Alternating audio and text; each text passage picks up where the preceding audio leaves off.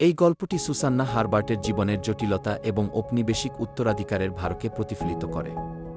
তার দাদা স্যার জন হারবার্ট ১৯৪৩ সালের বিধ্বংসী দুর্ভিক্ষের সময় বেঙ্গলের গভর্নর ছিলেন, যেখানে আনুমানিক ৩০ লক্ষ মানুষ মারা গিয়েছিল।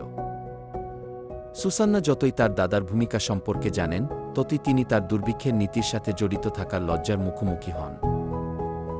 গল্পটি তুলে ধরে কিভাবে দ্বিতীয় বিশ্বযুদ্ধের প্রেক্ষাপটে ঔপনিবেশিক প্রশাসন মানবিক উদ্বেগের তুলনা সামরিক কৌশলকে অগ্রাধিকার দিয়েছিল।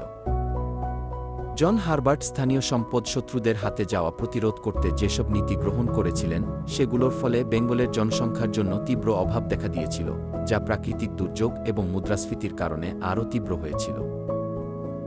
সুসান্নার তার পারিবারিক ইতিহাসের সঙ্গে ব্যক্তিগত লড়াই ঔপনিবেশিক কর্মকর্তাদের বংশধরদের মুখোমুখি হওয়া চলমান চ্যালেঞ্জগুলিকে চিত্রিত করে।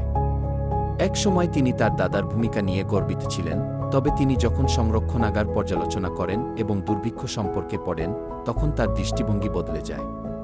তিনি যখন কয়েক প্রজন্ম আগে করা কাজের জন্য অপরাধবোধ এবং দায়িত্ববোধের মধ্যে দিয়ে যান, তখন তার মানসিক জটিলতা স্পষ্টভাবে প্রকাশিত হয়।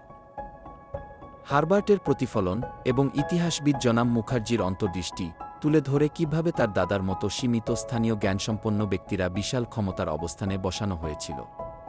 এই ধরনের নীতির উত্তরাধিকার গভীর ক্ষত রেখে গেছে, বিশেষত বেঙ্গলের মতো অঞ্চলে, যেখানে দুর্ভিক্ষকে ব্রিটিশ শাসনের সবচেয়ে অন্ধকার অধ্যায়গুলির মধ্যে একটি হিসাবে স্মরণ করা হয়। অবশেষে, যদিও সুসান্না তার পরিবারের অতীতের স্তরগুলো উন্মোচন করেন, ঔপনিবেশিক নৃশংসতার জন্য জবাবদিহিতার বৃহত্তর প্রশ্নটি মূলত অমীমাংসিত রয়ে গেছে। বেঙ্গল দুর্ভিক্ষের শিকারদের জন্য কোনো স্মৃতিসৌধের অনুপস্থিতি ঐতিহাসিক হিসাবের একটি দীর্ঘস্থায়ী শূন্যতাকে প্রতীকী করে। আরও জানতে ভিজিট করুন কি ইনসাইটস টুডে সাইট কি।